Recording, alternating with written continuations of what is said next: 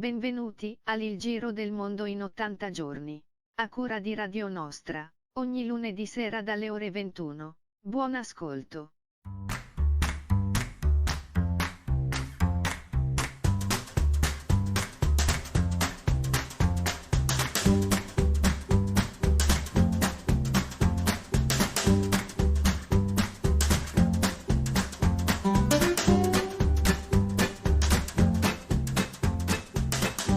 Buonasera a tutti, eccoci che siamo ritornati dopo una settimana di ferie tra virgolette. Con me questa sera c'è Omar, ciao Omar.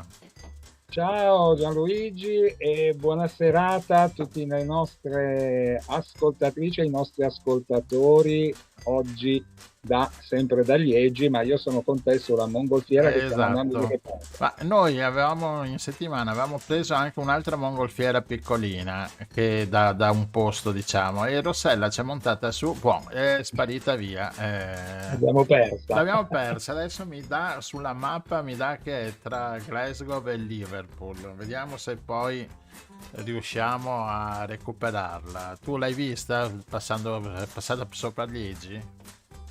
No, io ho sentito belare qualche black sheep, non so se è colpa di Rossella o cosa, ma adesso andremo a vedere.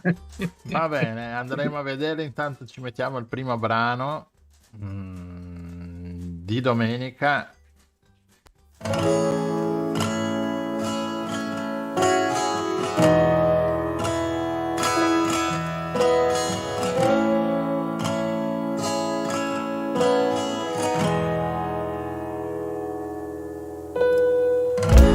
Speranza che voglia i pensieri per guardare con gli occhi di chi è rimasto senza, che non conta adattarsi al buio e alla luce, se la pace è un concetto che non ci appartiene.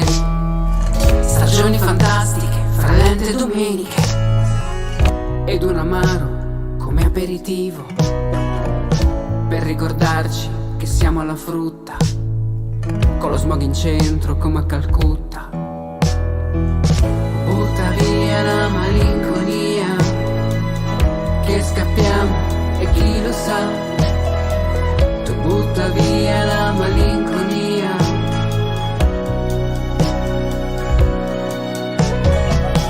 Butta via la malinconia, che scappiamo e chi lo sa. Tanto il dove non ha più importanza, basta evitare l'ovvietà.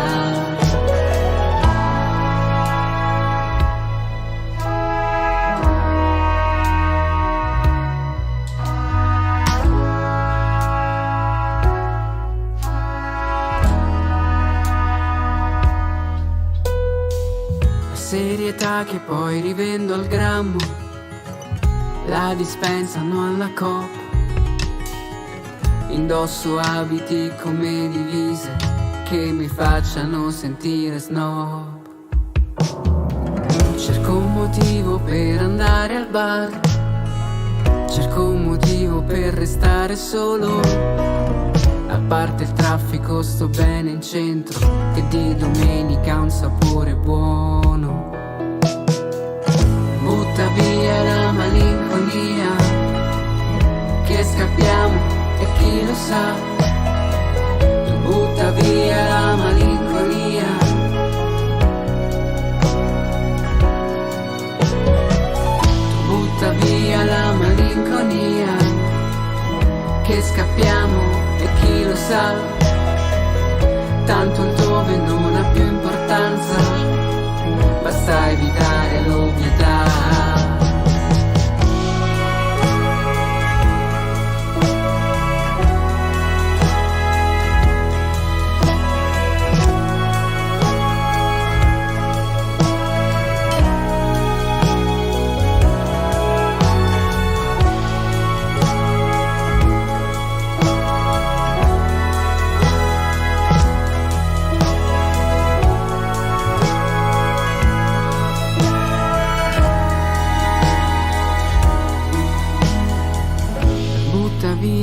Malinconia, che scappiamo e chi lo sa. tanto il dove non ha più importanza, basta evitare l'ovvietà. Di Domenica Barbato, con noi adesso Omar, abbiamo il primo ospite con la nostra mongolfiera. Dove vogliamo? Vogliamo in Africa, vogliamo sulla Nigeria e andiamo a trovare una nostra collega che sta lavorando laggiù per i corsi di italiano, Sara Scriccia, che è qui con noi adesso e alla quale gli diamo il benvenuto e la ringraziamo per essersi, insomma, prestata a raccontarci un po' questa sua fantastica avventura. Quindi benvenuta Sara e a te il microfono. Buonasera Sara, benvenuta nella nostra mongolfiera. Grazie, buonasera a tutti. Sono Sara e lavoro in Africa, precisamente in Nigeria, a Lagos, una regione dell'Africa totalmente diversa da quella che la gente si immagina, nel senso, nell'immaginario collettivo si pensa che sia una zona dove tutti ti rapiscono. Quando io ho detto che sarei partita per l'Africa mi hanno detto: ma sei pazza, dopo ti dobbiamo venire a recuperare. Sicuramente ci sono tutti i problemi che ci possono essere in tutti gli stati, insomma, del mondo. Esatto. Sì, nella zona dove sono io sicuramente è una zona molto, molto tranquilla, niente di che, c'è una scuola italiana e io lì insegno proprio lì. Insegni italiano? Italiano, sì, è una scuola riconosciuta dal MIUR, totalmente italiana, dove la popolazione studentesca è totalmente internazionale. Abbiamo di tutto, dai russi ai nigeriani, italiani, francesi, c'è di tutto. Una scuola internazionale, quindi di che livello? Noi abbiamo la nostra scuola, parte dall'infanzia, primaria, medie e liceo. Quindi è completa? Sì, completa, sì. I nostri alunni sono quasi tutti bilingue. La nostra scuola è divisa in due sezioni, quella italiana che segue totalmente il programma ministeriale italiano e quella invece che segue il progetto inglese, britannico. Ah, quindi bilingue tra italiano e inglese. Sì, quindi loro sanno tutti bene, comunque chi più chi meno, l'italiano e l'inglese, più studiano altre lingue. Beh, sono lì per imparare, quindi ci siamo noi, voi che aiutiamo. Sì. Queste ragazzine, bene. Insomma, adesso che tempo fa da quelle parti? Perché io arrivo da Liegi e stava appena nevicando. Allora, qua la temperatura va dai 26-28 gradi alle 6 del mattino, 6 e mezza, arriviamo fino ai 42-43 percepiti, perché l'umidità è molto alta. Arriviamo dall'80 al 90% di umidità, sì. Quindi piena stagione calda e afosa, diremmo. Sì. Ma è sempre afosa, sempre. Sì. Ascolti. Prego. No, volevo capire i tuoi alunni cosa ne pensano dell'italiano, dell'Italia. Ma i miei alunni, allora, italiani veri e propri ce ne sono pochi, gli altri sono tutti anglofoni per lo più e sono lì dall'infanzia la maggioranza, non tutti, ma quindi chi è lì da quando era piccolino parla bene l'italiano comunque. La nostra scuola è una scuola che tende a far diffondere l'italiano nel mondo attraverso vari progetti. Ad esempio adesso abbiamo appena partecipato al progetto Piranesi in finale, non sappiamo ancora in che posizione, comunque tra i primi 5. Complimenti. Tra tutto il globo. E siamo appena tornati da una gita in Italia. Dove siete stati? Roma, Napoli e Pompei. Quindi, wow! Sì. Il club. Sì, sì, sì. Abbiamo avuto la fortuna di ospitare nella nostra scuola, attraverso il console, la vincitrice di MasterChef Italia, ed era Tracy, la ragazza nigeriana che ha vinto. Giusto.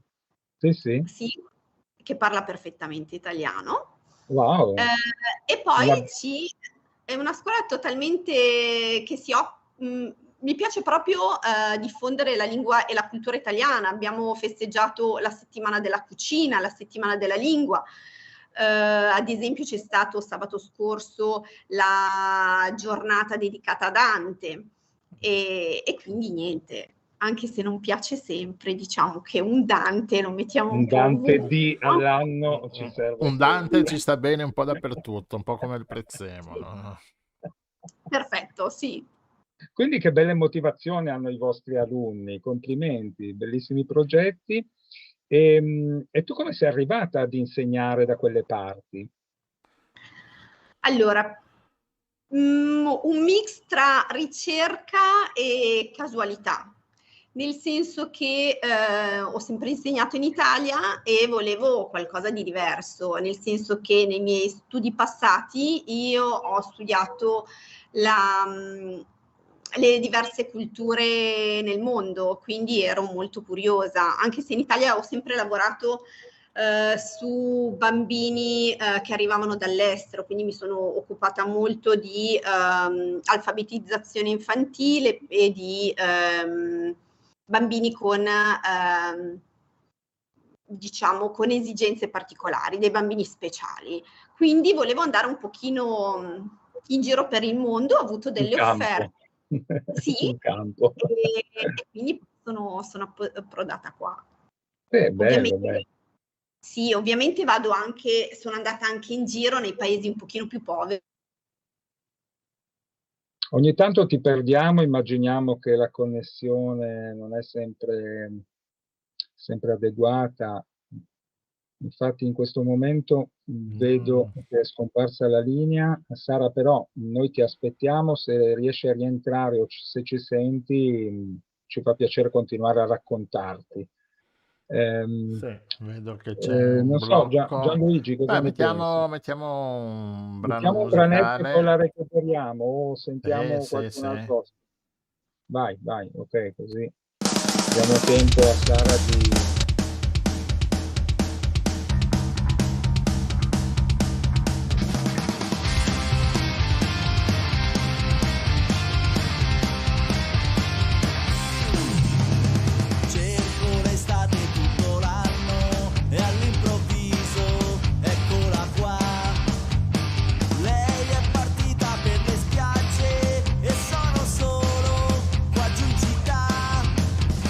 Sento fischiare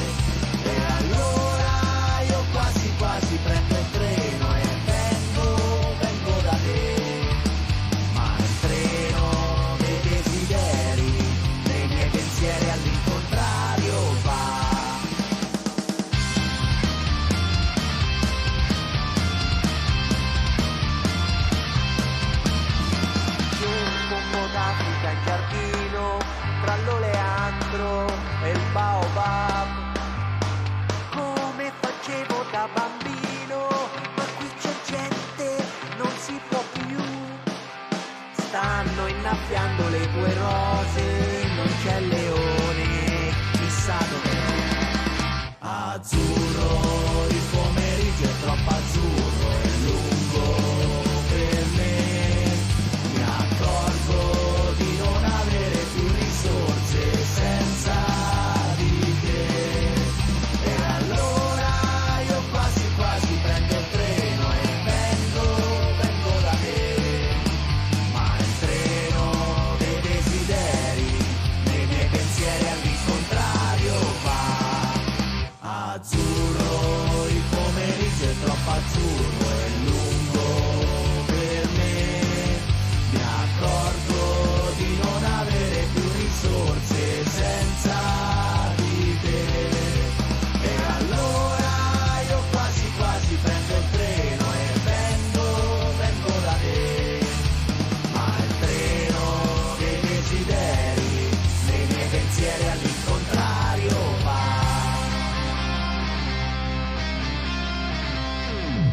Io i Gomma Gommas a Radio Nostra che ci vengono sempre a trovare. Abbiamo recuperato la linea con Sara. Sentiamo Sara se ci sei. Ci sei? Sì. Eccoti qua. Sì. Bene. Benissimo Sara, ti abbiamo perso un attimo, abbiamo inserito il brano Azzurro, bellissimo brano, fra l'altro complimenti. Sara, stavi raccontando di Come era arrivata? come sei arrivata, che tipo di attività fai, per chi lavora, insomma, raccontaci un po', magari c'è qualche ascoltatore che è interessato a seguire un po' i tuoi passi, vai.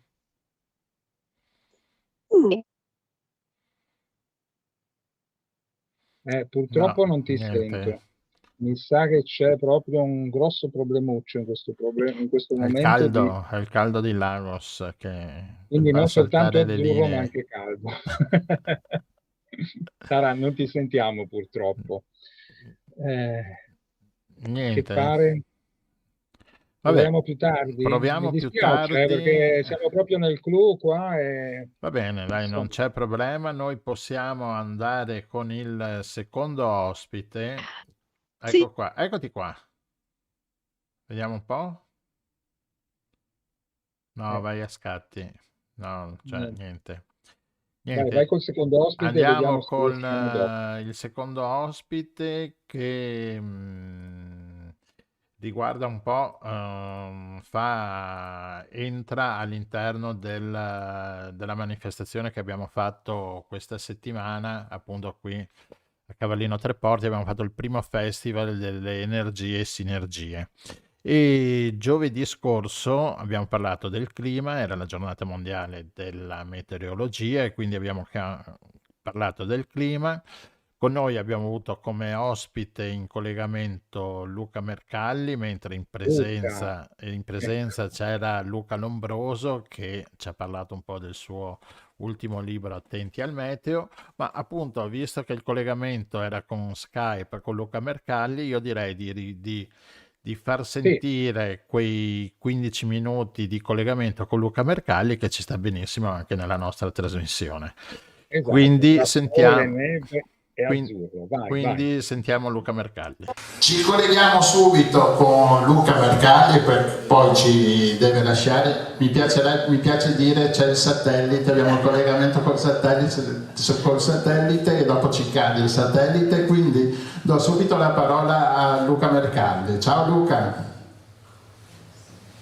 Ecco, buonasera, un saluto a tutti voi, io vi parlo dalle vicinanze di Torino, quindi sì, magari il satellite c'è per trasmettere ormai internet e questo da un lato mi fa risparmiare qualche decina di chili di CO2, perché se avessi dovuto venire di persona da voi in macchina ne avrei fatte tranquillamente un buon quintale, in treno un pochino di meno, ma lo sappiamo, tutte le volte che ci spostiamo fisicamente usiamo dell'energia fossile, almeno in parte, e quindi aumentiamo le nostre emissioni. Allora quando parliamo di emissioni di CO2 parliamo di clima, di cambiamento climatico, e la giornata mondiale della meteorologia oggi ce lo ricorda, perché il titolo è il futuro dell'acqua e del clima attraverso le generazioni. Una cosa strana, perché fino a 50 anni fa non avremmo detto che la meteorologia aveva a che fare con le generazioni future.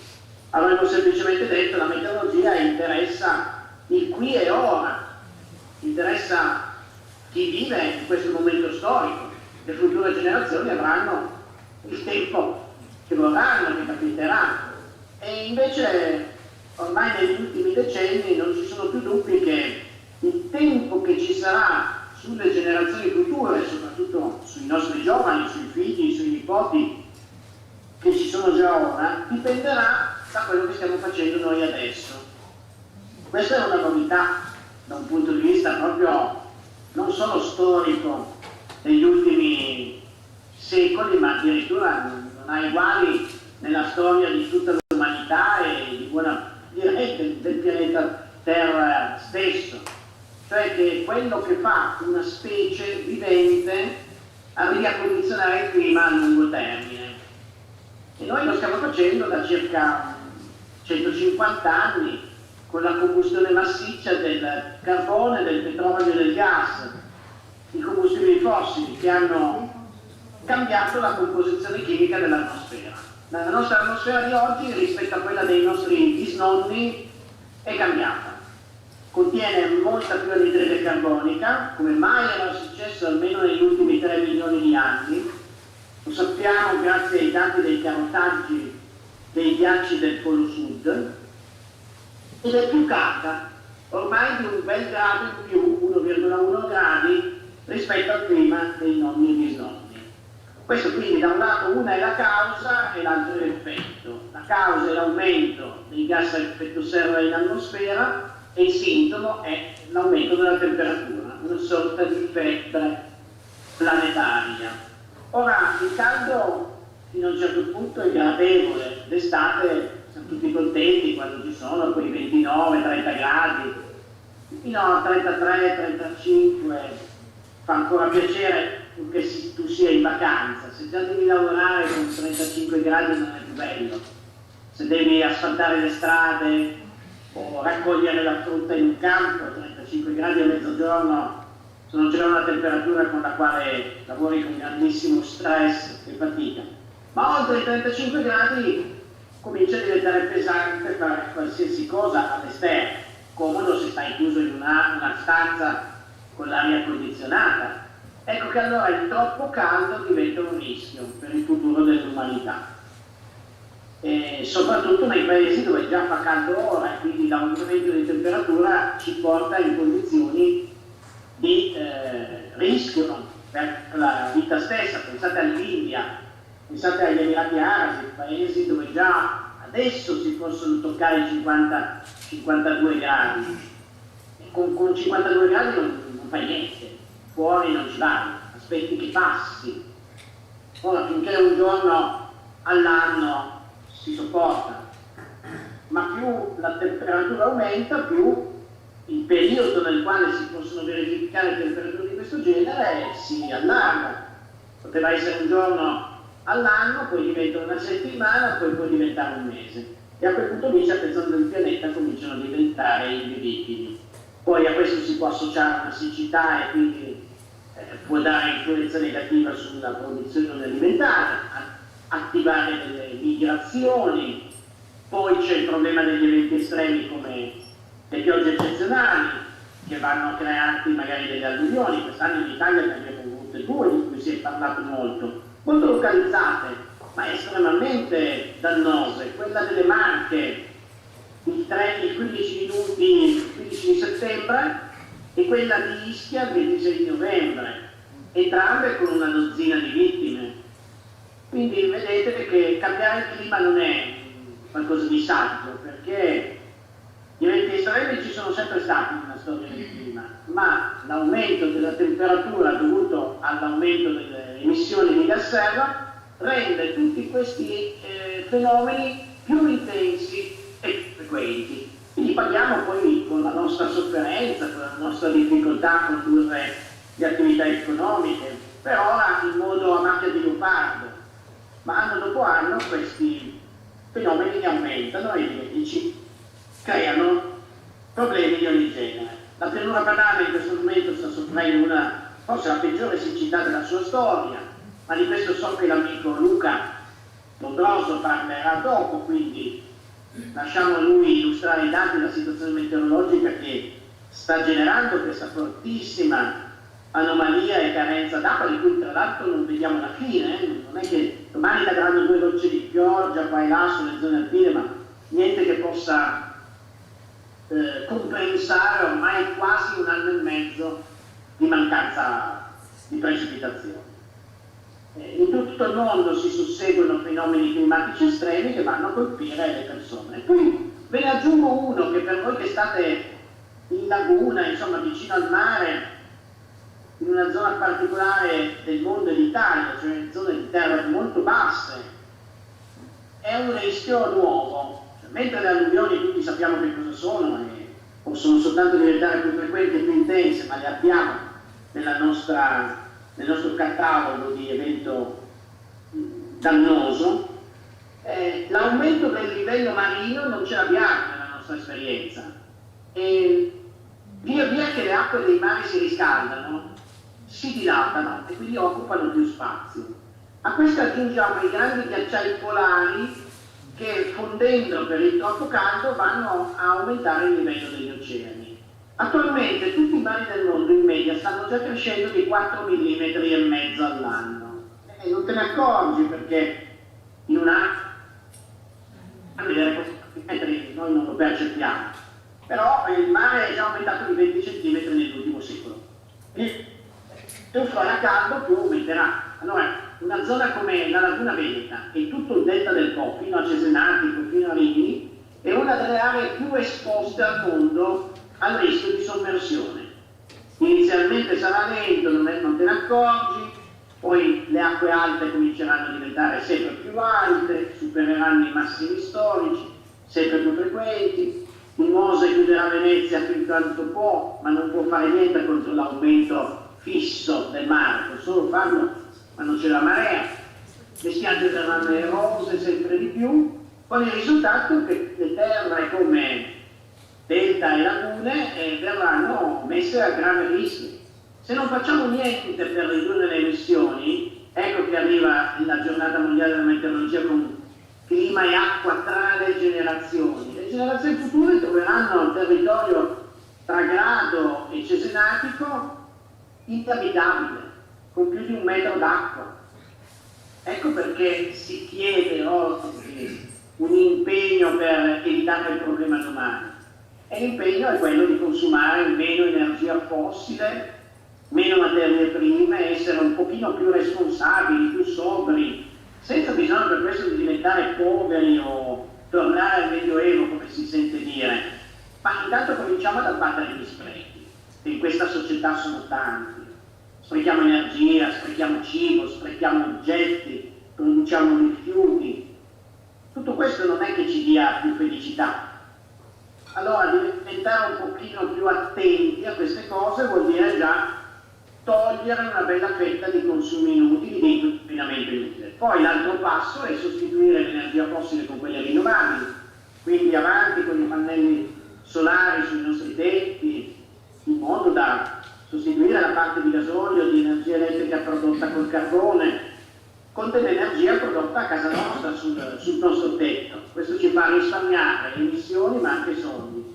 E aggiungo, ci dà una straordinaria autosufficienza energetica che abbiamo visto in questo folle anno di guerra quanto sia importante. Invece che dipendere da altri paesi per le forniture di energia che noi non abbiamo, se ce la facciamo a casa nostra mi sembra tanto di guadagnare. Al momento non è satellite. Perché il problema nostro è che ci manca il tempo. Abbiamo poco tempo. Il tempo in verità c'era, l'abbiamo perduto, l'abbiamo buttato via in lentezze, ostacoli, negazionismo. Io e Luca facciamo questo mestiere di prediche sul clima da 30 anni. Ci siamo trovati in chissà quante conferenze ormai a dire queste cose, che stiamo diventando vecchi, ma le dicevamo già 20 anni fa queste cose qui. Quindi abbiamo perso tempo.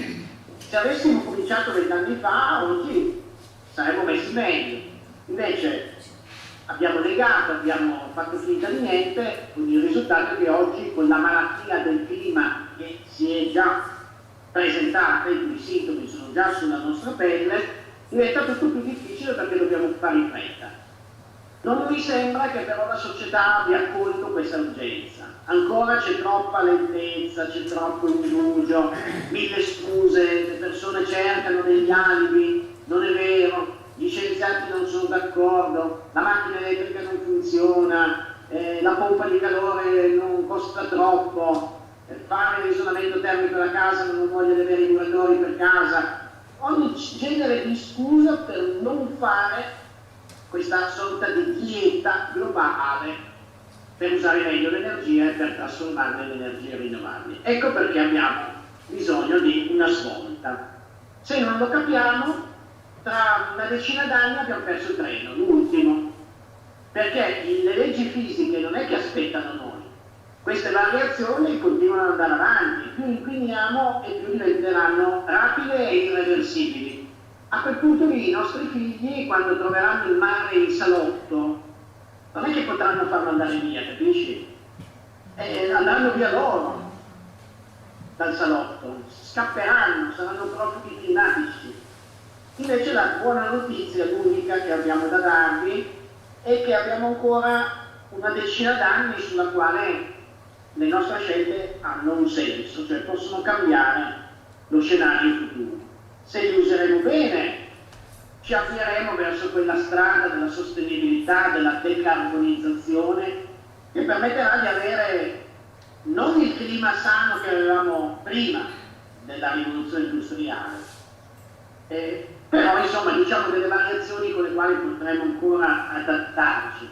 Se invece non faremo niente, allora consegneremo alle prossime generazioni un pianeta ostile alla specie umana, con troppi eventi estremi, con l'aumento del mare di anche 1 metro, con ondate di calore ingestibili, e quindi renderemo la vita difficile a quelli che verranno dopo di noi. Ce la sentiamo di giocare poi questa parte, di essere quelli che verranno additati come la causa di cambiamenti che dureranno millenni? Perché poi sta roba qua, la Terra la metterà a posto, ma ci vorranno decine di migliaia di anni prima che queste ferite vengano rimarginate dai processi naturali. Nel frattempo chi farà le spese di tutto questo è l'umanità. Non è questione di salvare il pianeta si salva da sé, è questione di salvare noi stessi.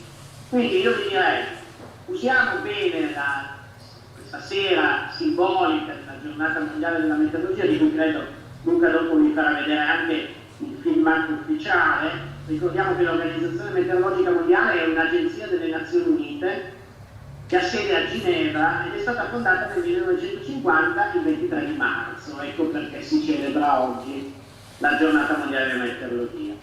Ed è un'organizzazione che mette insieme tutti i paesi del mondo per uniformare i rilevamenti meteorologici in modo che siano coerenti e confrontabili in tutti i paesi e per studiare i problemi climatici in modo da evitare che degenerino in futuro. Quindi è una struttura assolutamente autorevole. Chi chiacchiera e straparla con le proprie teorie parla per se stesso. L'Organizzazione Meteorologica Mondiale parla per tutto il mondo, quindi il peso di una dichiarazione che arriva dall'OMM a Ginevra è molto di più di quelle delle chiacchiere del bar o del negazionista di turno.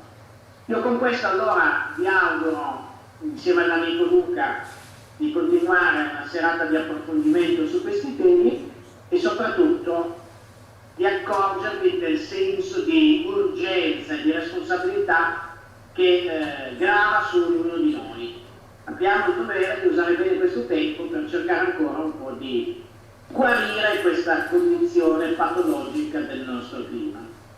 Grazie per l'ospitalità e per questo saluto, possiamo dire, celebrativo di questa giornata che cadono una volta all'anno, ma cerchiamo poi di occuparci di clima e di ambiente anche per tutti gli altri 364 giorni rimanenti. Bene. Grazie Luca, grazie mille. Bene, ritorniamo in studio e abbiamo ripreso il collegamento. Abbiamo ancora solo 10 anni, sapete, per sistemare sto pianeta, se no noi ce ne andremo, il pianeta rimane, ma noi ce ne andremo. Vabbè, insomma. Grande Luca, sì. Abbiamo ristabilito il collegamento con Sara. Ci sei Sara? Sì, perché ti vedo Sì, ci anche, sono. vedo anche la linea buona. Quindi dove eravamo rimasti?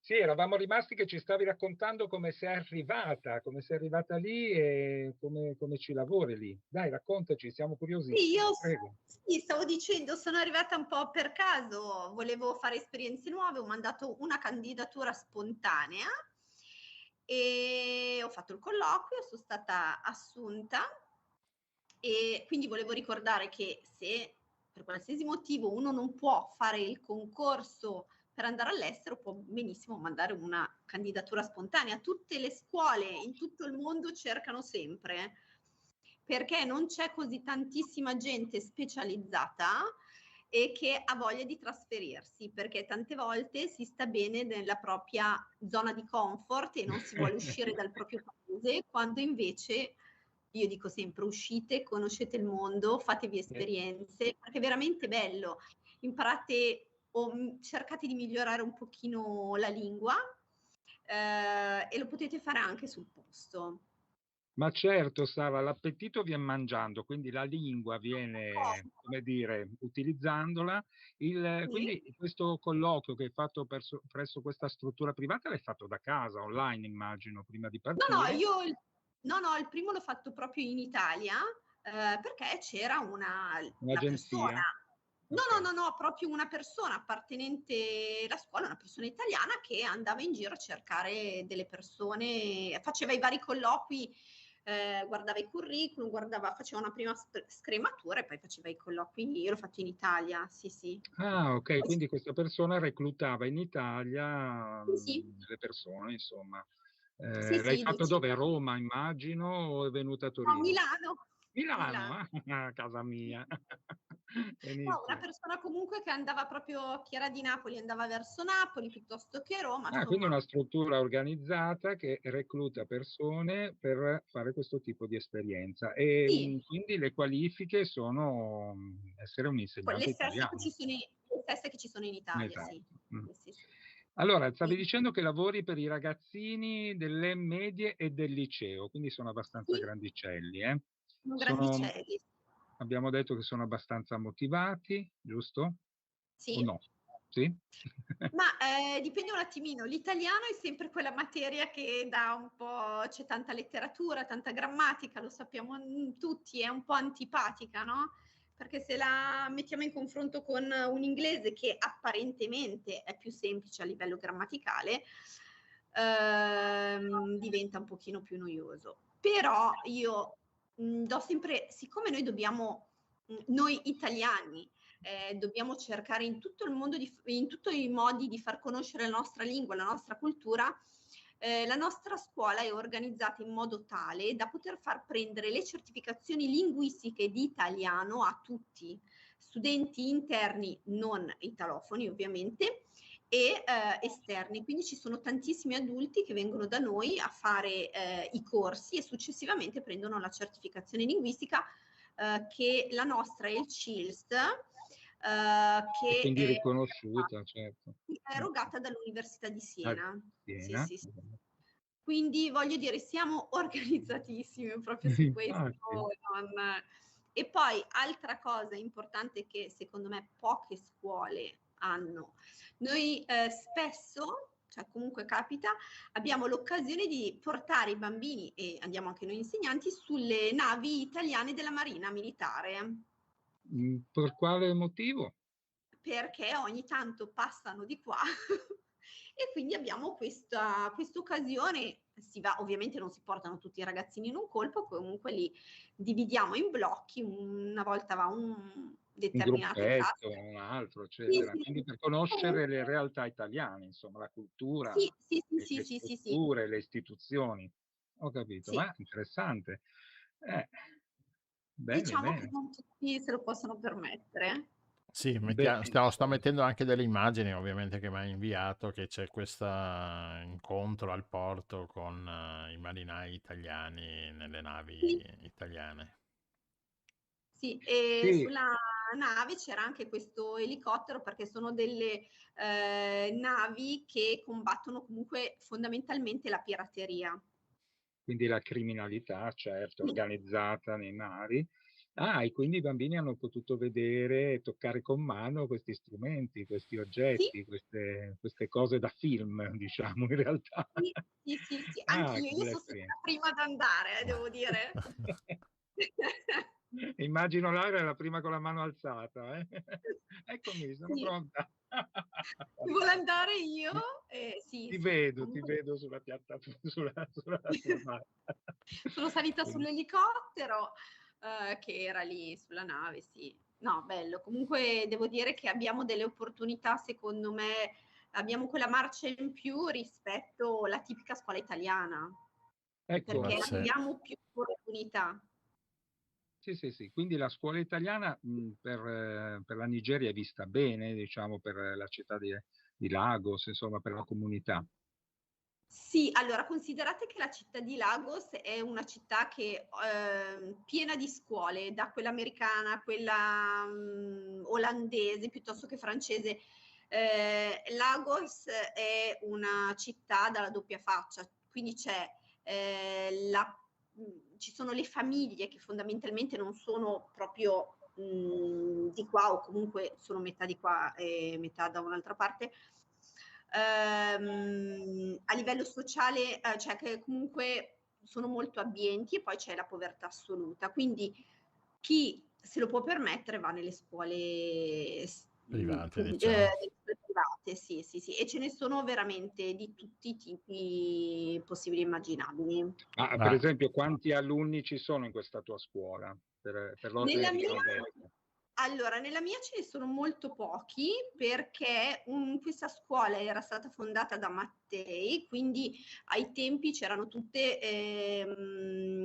gli operai, diciamo, quelli che lavoravano per le compagnie Per le sette sorelle, là, forse, non lo sì, so, per le Agi, compagnie Eni, petrolifere. Poi molti di questi sono, per vari motivi, sono dovuti rientrare, quindi la comunità italiana non è molto, molto molto grande. vasta. Ho Sì, capito. sì, sì. Quindi la nostra è una scuola tutto sommato piccolina, le classi sono piccole e possiamo però, è vero che sono piccole, però possiamo organizzarci al meglio per quando abbiamo comunque dei ragazzini che hanno comunque delle esigenze particolari, perché Quando hanno possiamo, bisogno educativi speciali si è più sul diciamo, pezzo. coccolarli meglio. E Bene, anche il bene. fatto di essere comunque la maggior parte di essi persone non italofone fa in modo che possiamo stargli dietro affinché possano apprendere al meglio ciò che studiano, perché il loro programma è totalmente italiano, ricordiamoci sempre questo, e a casa non parlano italiano questi ragazzi. No, no, certo, quindi il problema della lingua è proprio qua. Sì. Beh, comunque non è un problema, è uno stimolo, diventa importante la scuola come comunità educante, in questo caso proprio a tutti i livelli, visto che lì si parla poi questa lingua che altrimenti non possono frequentare. Sì. Bene, bene. E a livello, hai parlato prima, hai fatto cenni un po' di sicurezza, quindi la scuola si trova in un quartiere sicuro, nel senso Sì. Sì, sì, come è sì. gestita? Ci sono delle guardie? Guarda, io ricordo le scuole che avevo frequentato in Sud America e ricordo che c'era tanto di portineria con personale armato all'ingresso, per cui insomma la cosa mi faceva un po' specie in qualità di appena arrivato dall'Italia. Però lì a Lagos com'è? Perché in passato non era poi così sicuro. In effetti capisco i tuoi amici, i tuoi familiari che insomma si erano un po' preoccupati quando hai raccontato che partivi. No, ma allora, prima di tutto Oggi sarà sono in un, cambiato, immagino. sì, allora sicuramente comunque sono in un quartiere comunque di un certo tipo. Secondariamente qua è normale ovunque avere la sicurezza all'entrata della scuola piuttosto che della casa, del compound, quindi qui è normale, non esiste casa senza sicurezza. Qui ci sono stati forse, c'era un po' paura durante le elezioni, ma devo dire che tutto sommato è andato tutto bene, non abbiamo avuto nessun tipo di problema nella zona dove sono io. Sì. Sì. Va bene, ascolta, niente, insomma, una bella esperienza là, al caldo tutto l'anno, no, non c'è problema della bolletta del gas come c'è qui da noi. E niente, buon lavoro, buon studio, salutaci tutti i tuoi allievi, magari ci risentiamo più avanti, parliamo un po' della città di Lagos e della Nigeria. E di cosa Va si bene. mangia, Esatto, un Di po' cosa di... si mangia, va bene? Va Clara, è bene, stato un piacere, noi ti ringraziamo per averci raccontato questa tua esperienza, insomma, per averci dato anche qualche punto di riflessione. E sì, come ha detto Gianluigi, speriamo di sentirci presto. va Sì, bene, va benissimo. bene, grazie Buona Sara, serata. grazie, buona Ciao notte, più o Sara meno dalla abbiamo gli stessi Nigeria, orari, ciao, sì, ciao. ciao, ciao. Grazie. E Omar, dalla mia mappa vedo che la Rossella sta andando verso l'Uzbekistan. Deve aver... Ui. Ma a questo punto a cavallo di cosa? Di un lama? No, è sempre con questo prototipo di mongolfiere da un posto Ah, ok. che sta viaggiando. Vabbè, intanto mettiamo un brano musicale, poi vediamo. La prospettiva, Galileo. Galileo, vai.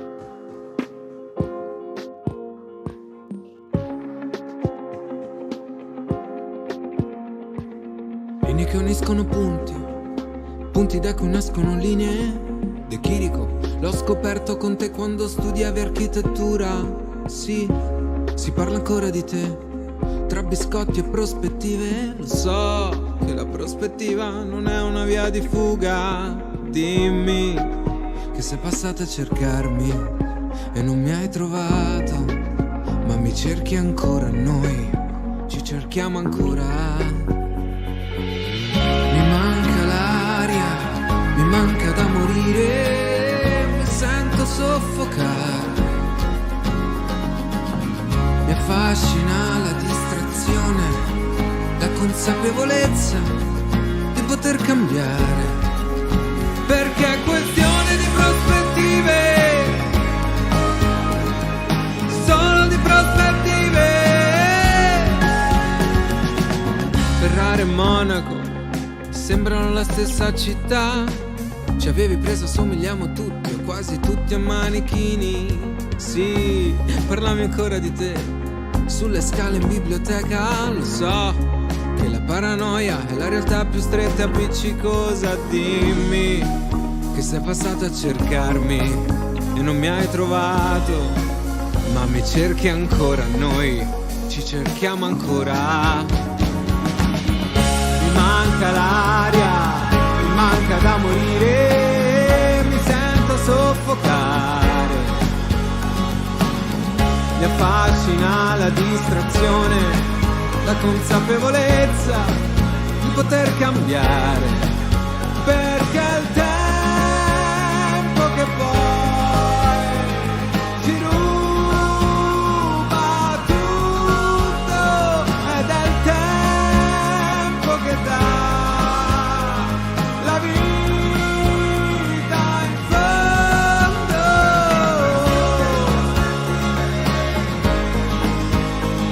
La vita in fondo.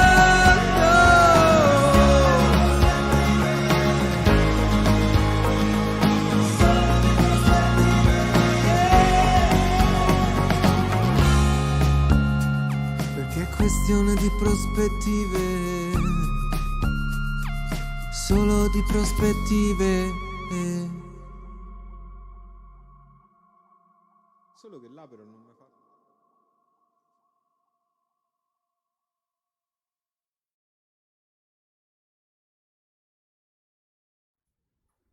Nuovamente qui Rossella e nuovamente facciamo un altro giro. Ci è piaciuto il giro dei giorni delle settimane scorse con la mongolfiera, che funziona bene la nostra mongolfiera, viaggia Funziona bene, molto bene, sì. molto bene, viaggia e torniamo in Uzbekistan dove troviamo il nostro Ravshan. Il nostro Ravshan, bentornato con noi, Ravshan. Buonasera, buonanotte ormai da noi, Perché il povero come Ravshan è state? rimasto sveglio fino a tarda notte, anzi prima mattina quasi, per parlare con noi. Non fa niente, Ma oggi ci volentieri. porta in un posto molto particolare, molto affascinante, ma anche Mm, molto, mm, possiamo dire, e cioè il lago Aral e quello che lo circonda. mm, mm. Sì, sì, E Aral, questo sì. lago Aral è così importante anche dal punto di vista ecologico, diciamo. Sì, sì, l'altra volta abbiamo nominato un pochino Aral. Dove si trova Aral prima? Guardate, forse avete già guardato la mappa, Uzbekistan, sapete dove siamo. E quindi la parte nord-occidentale adesso sulla mappa di oggi c'è una fascia di acqua. Mm. C'è una fascia di acqua, Aral, lago, che fino a, diciamo, anni 50, 60 del XX secolo, del 1900, non era una piccola fascia, era una grande, scusate, macchia d'acqua, che era il quarto lago più grande del mondo, non Asia centrale, non Asia, del mondo, che purtroppo oggi è diventata questa piccola striscia dell'acqua. Occupa una parte, si trova oggi in Uzbekistan, una parte si trova in Kazakistan. Aral, il nome, è una parola uzbeka, turca, isole vuol dire. Aral, isole. Tante isole ce n'erano, enorme era il lago. 68, più di 68.000 chilometri superficie di questo lago era, fino a 60, 70, 1900 di profondità, 62, 63 profondità massima di Di allora, metri. Quindi un lago metri, molto vasto e anche molto grande, profondo. profondo, si era. Ma Che sì, poi, con le navi, no? sì, Viaggiavano con le navi, navi, i pesci, c'era, sì. pescavano pesci, tonnellate, milioni di tonnellate di pesci. Mare, lo chiamavano mare, noi lo chiamavamo il mare, per noi non era Tanto mare. era grande. Sì, era mare. E Ancora addirittura c'era adesso, tutta un'industria anche legata al pesce, no? Sulle sì, rive. sì, nella parte uzbeka, nella parte kazaka, tante fabbriche di lavorazione di pesce, conserve di pesce, non so, caviale. Si parlava appunto di milioni di tonnellate di prodotti di pesce che si pescava, veniva lavorato qui e poi veniva, allora era l'Unione Sovietica, veniva distribuito per tutta l'Unione Sovietica, per tutto questo grande stato. Era un centro molto importante, una zona molto importante dal punto di vista industriale, appunto legato al pesce per tutta l'Unione Sovietica. C'era Mar Caspio, Mar Nero e poi c'era Aral. E C'era Aral. addirittura era anche un luogo di turismo per, diciamo, l'Unione Sovietica, cioè Sì, la un gente turismo locale, interno, sì, sì. sì, i sovietici, la gente locale, noi, i nostri genitori, nonni, le spiagge, c'era tutto. Era enorme mare. E perché ne parliamo al passato di Esatto. questo?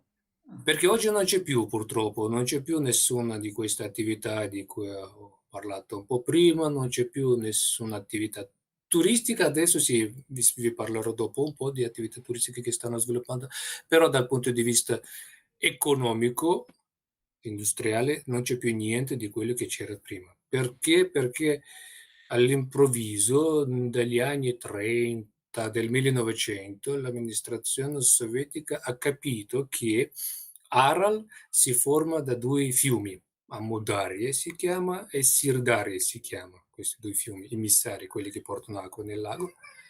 Sono i fiumi molto importanti per tutta Asia centrale e quindi la terra dell'Uzbekistan, la terra è fertilissima, buonissima, l'amministrazione sovietica ha capito che è buonissimo per produrre in quantità industriale diversi prodotti, per la maggior parte il cotone. Cominciano a coltivare tanto cotone, cominciano a aumentare l'area e la superficie delle terre dei campi di cotone. Cotone è una pianta che richiede tanta acqua, e tutta quest'acqua loro cominciano a prendere dai fiumi che dovevano portare nel lago, quindi quest'acqua non arriva più nella quantità precedente al lago, e il lago comincia a ritirarsi fino addirittura a perdere quasi 1 metro di livello all'anno. Questo enorme lago. 1 metro 1 all'anno. metro quasi, ci sono stati degli anni quando avevo perso fino a 1 metro di livello all'anno. Vuol dire che si ritirava di parecchi centinaia di metri, non so, ai mesi, ai giorni. Io un paio di anni fa, no, 5-6 anni fa c'è una città, Moynak, adesso, che era una città molto importante quando c'era tutto questo lago, era una città dove c'erano tutte queste fabbriche, pescatori, e io sono stato 5-6 anni, ci vado spesso, però 5-6 anni fa a me era capitato parlare con un signore anziano, quello che aveva visto ancora questo mare, lago, e lui mi diceva che c'erano dei giorni, delle notti, quando loro lasciavano delle barche nell'acqua, immaginate, il giorno dopo ritorna la persona, Ed la erano barca asciutto. è lì, ma il mare non c'è più, è ritirato di 10 metri in una notte. Terribile. Purtroppo sì. E E oggi questo ha avuto degli effetti sulla qualità dell'acqua, cioè la qualità dell'acqua. certo sì, Aral è un lago non completamente, non è stato mai un lago dolce completamente.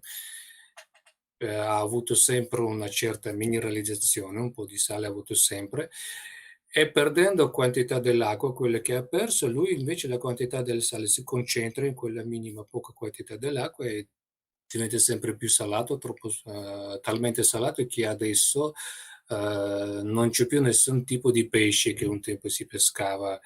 34-36 specie diverse di pesci importanti si poteva trovare nel lago allora, adesso zero.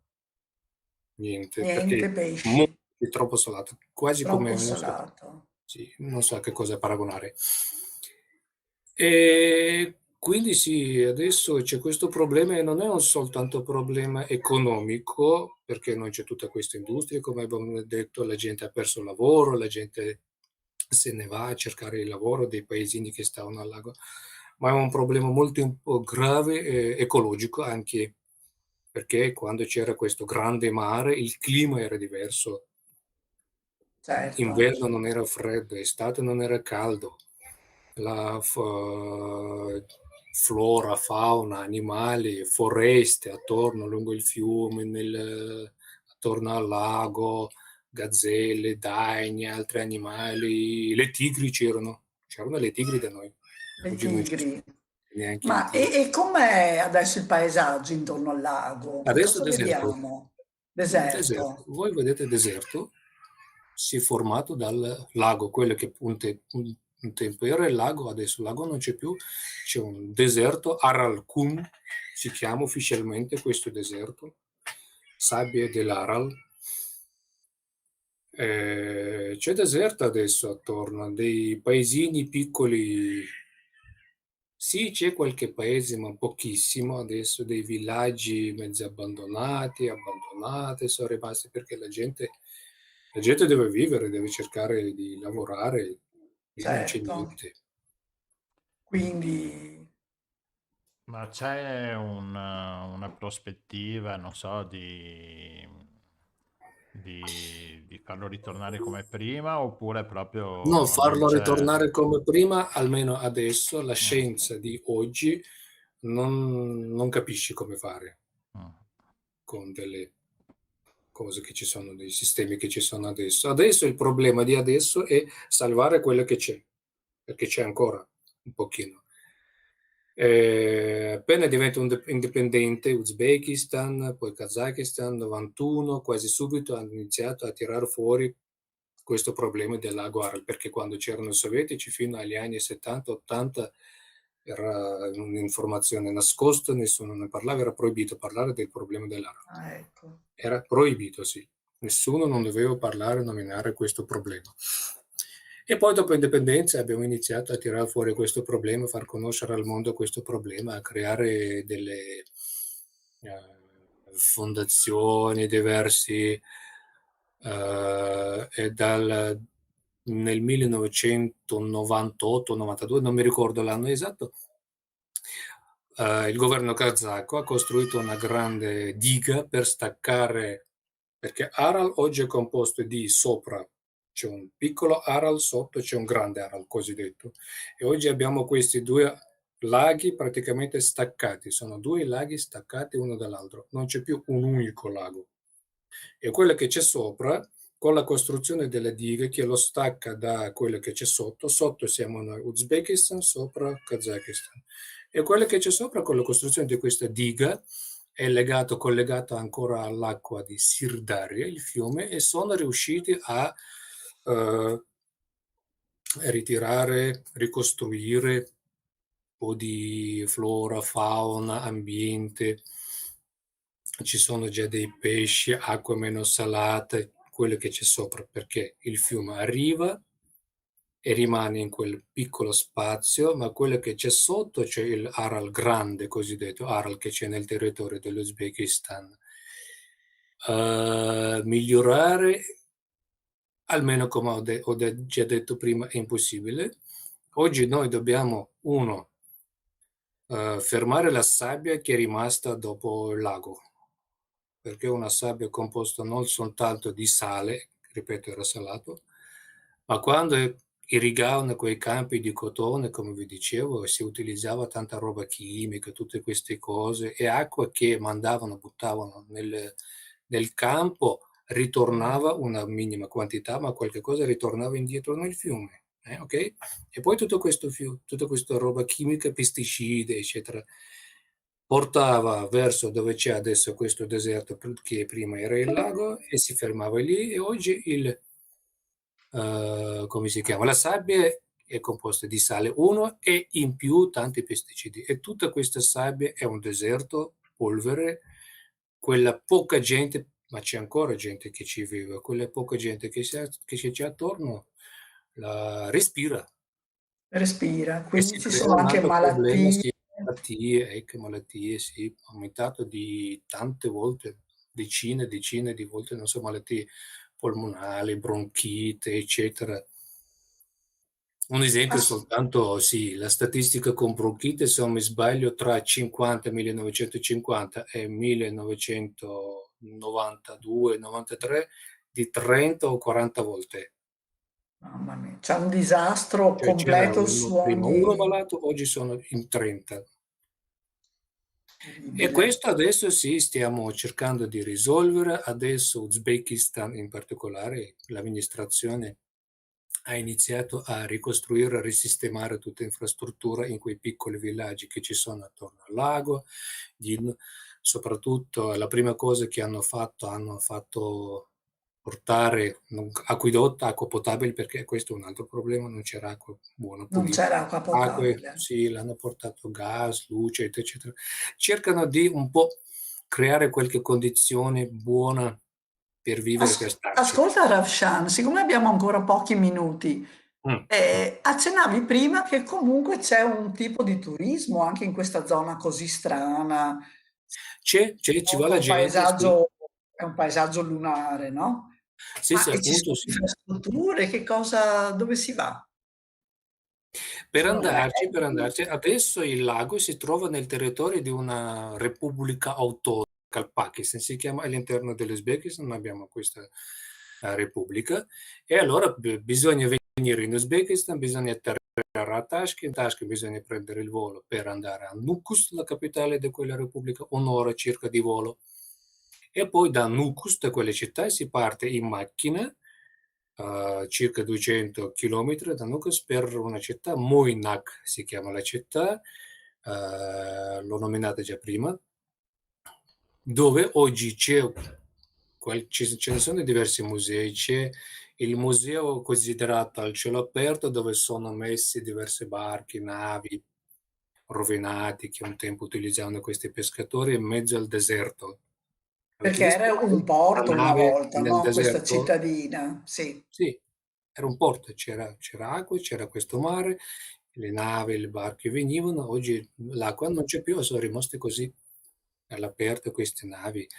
È impressionante, sì, è un turismo particolare. Sì. Non è museo, non è archeologia, ma è da vedere. Era una testimonianza molto È da importante. vedere per capire cosa è in grado fare un uomo se non vede i limiti. Bravo, così. Sì. E poi da lì si può andare proprio sulle rive del lago, no? Ah sì, volendo si prende una fuoristrada, una jeep, perché poi oltre non c'è strada, Ci sono solo c'è piste. deserto, si prende una jeep e si può arrivare ancora adesso fino a dove c'è acqua, fino al lago. Si può, volendo, toccare fisicamente quest'acqua del lago Aral. Quello ancora più interessante, ancora più bello, perché sono paesaggi bellissimi, sono quelle che un tempo erano le isole, sono le montagne, sono le rocce, i canyon, eccetera. È molto bello. Sì, un paesaggio molto molto molto suggestivo e È un quasi paesaggio da film lunare. Guerre Stellari. Davvero, Sì. davvero. Ascolta, avvicinandosi all'acqua, Ravshan, però si sente un odore sgradevole, no? Che per noi è un odore sgradevole. E allora abbiamo scoperto che ci sono dei microrganismi, gli unici che possono vivere con una salinità del 25%, che sono le artemie. Ah sì, Eh? vi ho detto che il pesce non c'è più, però pochi anni fa hanno scoperto che la vita di nuovo sta tornando indietro. Sono i plankton, un tipo di plankton, sì, non mi ricordo il nome scientifico, e hanno trovato sì, queste vite nell'acqua. Un certo tipo di vita sta tornando nell'acqua. Quindi un pochino, forse è un segnale, insomma. Sì, forse, speriamo. No. Comunque hai ragione, è un esempio di quanto male riesca a fare l'uomo al pianeta che lo ospita. Sì. Sì, purtroppo sì. Allora, E anche questo Uzbekistan, ecco. certo. No, è uno dei motivi anche di interesse, no, di un paese così con tantissime sfaccettature diverse, tantissimi aspetti molto diversi, no? Dall'imponenza dei monumenti di Samarcanda a questo mare così suggestivo comunque. Sì. Va bene. Bene, grazie per essere rimasto fino a notte tarda con noi. Grazie a voi. Magari ci risentiamo ancora per qualche altre novità dall'Asia. Certo. Ormai sei il nostro inviato di Radio Nostra per quanto riguarda l'Asia. E niente, ci riprendiamo la mongolfiera e torniamo indietro, Rossella. Andiamo indietro, torniamo all'altro capo della Via della Seta. Ciao. Bene, ciao, grazie mille. Ciao.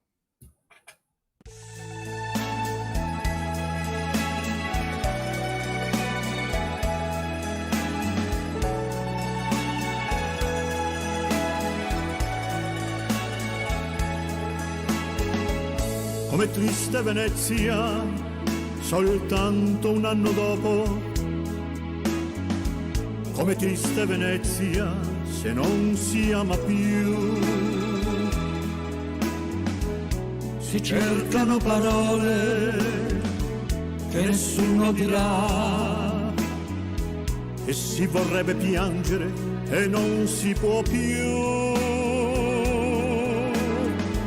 Come triste Venezia, se nella barca c'è soltanto un gondoliere che guarda verso te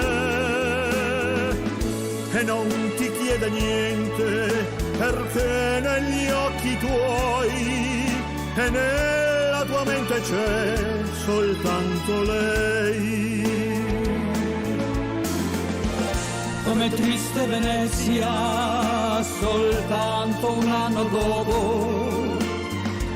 Come triste Venezia se non si ama più. I musei e le chiese si aprono per noi, ma non lo sanno che ormai tu non ci sei. Come triste Venezia di sera alla laguna, se si cerca una mano che non si trova più, si fa dell'ironia davanti a quella luna che un dì ti ha vista mia e non ti vede più.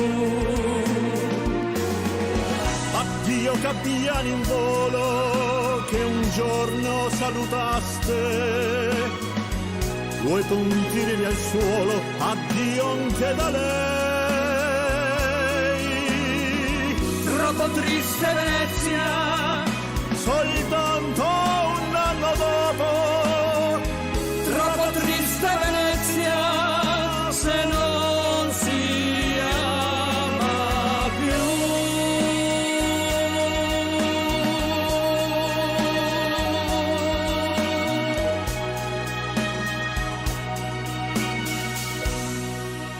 Come triste Venezia con Giovanna Nocetti e Adolfo Stevanato nel video prodotto da Monica Vanin, e abbiamo con noi Monica Vanin e Fierina Federici. Ciao a tutte.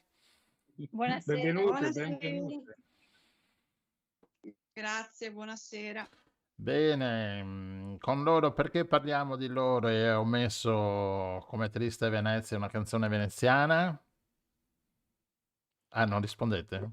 Sì, Devo- no, questo lo dobbiamo dire. Sì, che è Sì. una canzone di Aznavour, tra l'altro, Sì, una canzone molto importante, conosciutissima, che insomma sentita sia in francese che in italiano, e che è stata registrata l'anno scorso, è stata registrata da tantissimi cantanti, ma nella prima occasione del concerto dell'anno scorso, il primo concerto che abbiamo fatto in stile veneziano, l'ha cantata Adolfo Stevanato con Giovanna Nocetti. Poi abbiamo fatto anche il video a Venezia. esatto, è quello che abbiamo messo Ecco, su. e quest'anno E abbiamo il quindi secondo. parliamo di Venezia perché quest'anno, domenica 2 aprile, ecco qua che adesso metto il manifestino, ci sarà un concerto che si chiama Marietta Montaignondo. Certo, una canzone tra l'altro bellissima che è stata cantata anche da Nilla Pizzi e Gino Latilla. Bene, e questa volta però la cantiamo noi, mi metto in mezzo anch'io perché ci sono dentro La cantiamo anch'io. noi, la canterai tu. No, di la verità io canto un'altra cosa. E comunque, allora abbiamo Monica Vanin che è direttrice del coro ATS, Art Time School, e Fierina che però coordina tutta la parte un po' cantata, un po' recitata, un po' i movimenti, no? Fierina, come stanno andando queste Sì, prove? Bene, dai. No, stiamo lavorando in maniera molto estemporanea, anche un po' fresca, divertente, se vogliamo, senza cercare troppo le ricercatezze, perché deve essere una cosa molto spontanea ed è uno spettacolo chiaramente musicale, dove ho cercato di intrecciare canzoni della tradizione con delle canzoni più diciamo conosciute da tutti, ma riadattate in veneziano. Quindi sarà una sorpresa, una cosa un po' diversa dal solito, ma speriamo che vi faccia stare bene e divertire. Esatto, perché sono canzoni da Venezia e in veneziano. Quindi dopo non volevo mettere un po' delle prove, ma dopo ho detto no, sveliamo troppo, quindi non metto nessun audio delle prove perché Meglio. Lasciare la sorpresa alla fine. sì, Esatto. esatto, e quindi allora dove lo Ma facciamo? Dimmi. no, io sono curioso, cioè, Certo. quindi queste canzoni in lingua, insomma, in dialetto, no? teatro Sì. locale, Sì, sì, ma sì. anche in costume, oltre, cioè scenografie, coreografie, Certo. cosa fai? Sì. Raccontaci. Sì, abbiamo Ma questo lo studiato. Vai, Fierina, parla tu. No, io volevo sapere se lo chiedeva a me personalmente, Ma lo perché io Lo chiedeva. chiedo, personalmente lo chiedo a chi in generale. risponde, diciamo. Ok. Ok, no, abbiamo cercato di creare un'atmosfera d'altri tempi, quindi coi costumi, con qualche piccola scenografia, ma roba da poco, coreografie semplicissime, ma deve essere una cosa fresca, per cui abbiamo lasciato un po' all'inventiva di tutti creare questo spettacolo. Non siamo, perlomeno non tutti, dei professionisti, per cui non accontentiamo, ma diciamo che ci mettiamo un po' alla prova, simpaticamente, tutti quanti più o meno in grado, insomma, di fare questa cosa. Siamo tutti in grado, perché la spontaneità, la freschezza viene da parte di tutti, quindi vedrete, io credo che di avere suscitato, vedo la faccia cosa di questo ragazzo qua davanti a me, per cui un po' di curiosità credo di averla suscitata, e questo è il nostro intento, non vogliamo nemmeno noi svelare più di tanto. Anche perché è vero, Fierina e Monica, abbiamo fatto cantare in veneziano una cecoslovacca, una russa, una... Non siamo tutti veneti. due venezuelani. Vero? Sì, beh, siamo un'impresa non da poco, comunque molto, molto legati, molto uniti, c'è è nata anche una bella amicizia, e insomma cantare in coro fa bene alla salute, è un momento di sano benessere. Anche di spensieratezza che uno durante tutta la giornata, se viene con noi lo facciamo star bene. Quindi è terapeutico. Invita. Sicuramente è terapeutico, sì, perché devo dire che ci si diverte anche facendo le prove, anche se adesso ci aspetta una settimana di fuoco, no? Sì, abbastanza. Esatto. Gli ultimi ritocchi. Sì, gli ultimi ritocchi, le prove anche in teatro. Non abbiamo detto dove lo facciamo. Lo facciamo a Cassavio. A Cassavio. Teatro comunale. In piazza Papa Giovanni Paolo II, domenica 2 aprile alle 20:30. E l'ingresso è gratuito, però insomma ci aspettiamo un po' con offerte responsabili. Mi piace questa. Una cosa che vorrei dire è che partiamo dalle canzoni da battello del Settecento per poi arrivare alle canzoni Alle canzoni 50. che non sveliamo. E Perché, non diciamo altro. No, anche perché non diciamo di più. No, troverete chi viene a sentirci ascolterà e troverà delle canzoni che veramente degli anni 60, no? Tipo quella che non svegliamo. Hanno capito tutti, guarda. Che sinceramente no. Beh, possiamo dire anche i titoli di queste due, no? Risi e Bisi, per esempio. Nessuno, cioè, anni 60, sono andato a vedere, sono canzoni scritte negli anni 60 e che sinceramente pochi o pochissimi conoscono, quasi nessuno direi. E quindi si mangia? si mangia anche, si mangia, si beve, sì. Si beve, ok. E si sta in compagnia. Sì.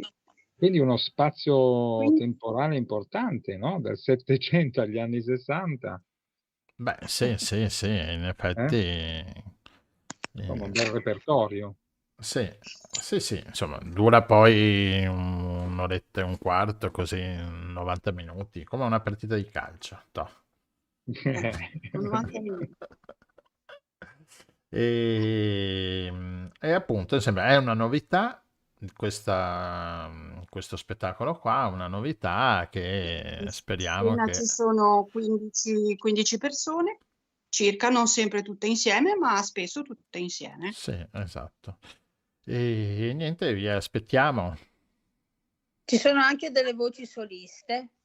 Sì, e fa sempre parte del gruppo che si canta da soli, in coro, in 2, in 3, in 4, in 5, 6, in 12, in 15. Comunque, insomma, io non vedo l'ora che arrivi questo 2 aprile. Oramai siamo tutti ansiosi e pronti. Anche noi. Va bene. Ascoltate, vi ringrazio per questo incontro questa sera. Salutiamo tutti il resto del coro perché ci stanno ascoltando, sono sicuro. Sicuramente ci staranno ascoltando. Grazie ragazzi. Grazie a tutti e venite, adesso rimetto la locandina, il 2 aprile a Cassavio al Sala Teatro Cormorano per Marietta monta in gondola. Bene. Grazie a tutti. Ciao, grazie Monica, grazie Pierina. Ciao Gianluigi. Grazie Omar. Ciao ragazzi. Arrivederci, grazie.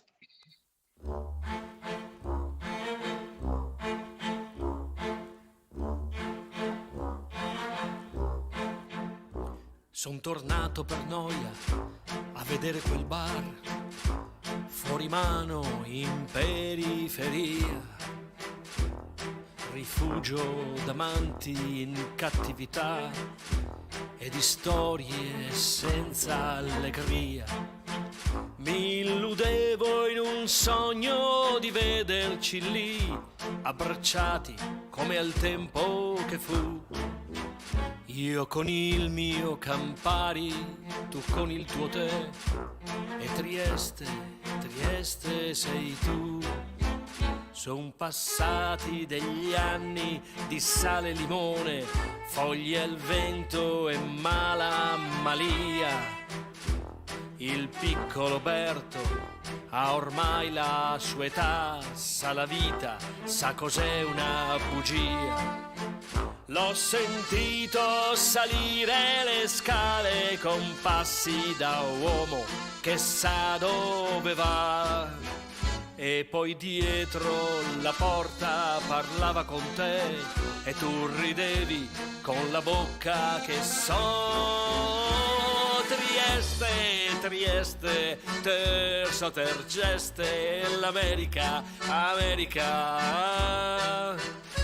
Entro al caffè San Marco con le truppe d'assalto, l'America.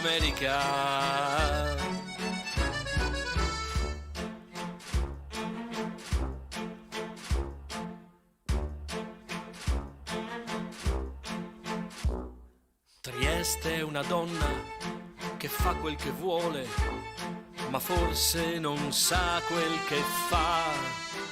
E si esalta di sogni, di vino e caffè, e ha deciso che non tornerà a strappare biglietti all'ingresso del cine, sognando amori di carta e di fumo.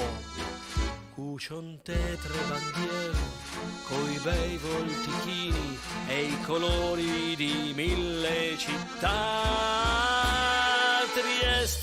Trieste, Tergeste, l'America. Entro al caffè San Marco con le truppe d'assalto, l'America.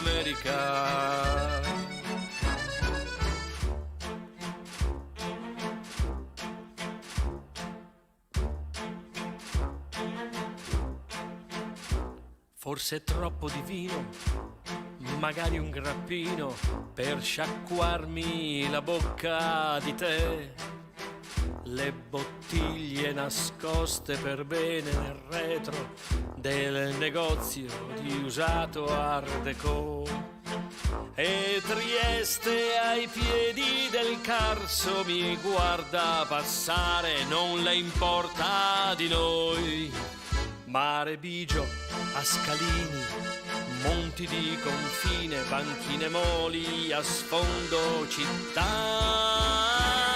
Trieste, Trieste, Terza Tergeste, l'America, America. Entro al caffè San Marco con le truppe d'assalto, l'America, America.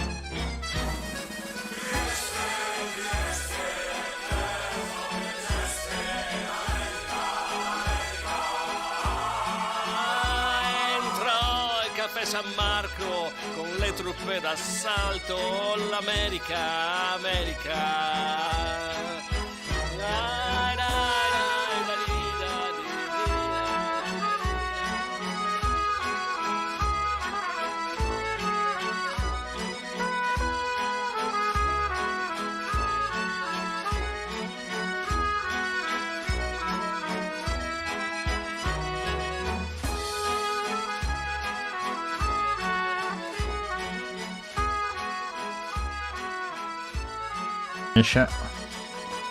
Bene, lasciamo anche Paolo Ganz con Trieste sei tu.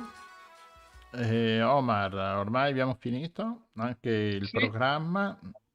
Esatto, sono ormai le 22 quasi e 30, 22:25 Sì. del 27, siamo al 19° incontro. Qua abbiamo perso anche Rossella, Sì, secondo me la tigre. l'abbiamo Secondo me la tigre sentita del- un attimo con il collegamento con l'Uzbekistan, ma dopo è sparita nuovamente, non so. Ma te l'ho detto, guarda, secondo me non è neanche sparita la tigre del mare Harald, secondo me se l'ha incontrata la Rossella. guarda. Ma Te lo oppure chiedo non a sa te. manovrare questa nuova mongolfiera che abbiamo preso. Era una cineseria, quindi non so quanto funzionasse bene, ma insomma, vabbè, insomma, vediamo se la ripeschiamo e niente, diamo appuntamento a lunedì prossimo. Che dici? Sì, certo, appuntamento a tutte le radioascoltatrici e radioascoltatori che ci hanno seguito fino adesso. Alla settimana prossima siamo su Postcard. Ringrazio Barbato, Galileo, Giovanna, Paolo, Ravashan che ci ha raccontato di questa tragedia e anche Luca che ci ha raccontato un po' del meteo, insomma, Sì. e Sara che ci ha raccontato un po' di queste avventure in Sì, Nigeria. in Nigeria. Bene, ci Sì. aspettano altri insegnanti. Non gli abbiamo mai dato questa rubrica, dovremmo sempre dire della rubrica, ma dopo Il nome, hai vabbè, ragione. non ci pensiamo mai. E vabbè, Faremo comunque una collezione alla fine, dai. anche il lunedì prossimo avremo un collegamento con qualche insegnante che insegna all'estero, che è sempre piacevole sentirli e capire un po' cosa fanno. Questi strani colleghi, Sì, vostri colleghi. E ci sentiamo lunedì. Ciao a tutti, grazie a Omar. Gianluigi, grazie a Radio Nostra. Ciao, Ciao, buonasera. buonanotte e buongiorno per chi ci ascolta di giorno. La rete. Musica della sigla finale di CT Bandland. Il programma lo puoi seguire su YouTube, Spotify, Anchor Podcast, Google Podcast, sui social Facebook e Twitter. E sul sito www.radionostra.jimdofri.com. All of me, why not take all of me? Can't you see?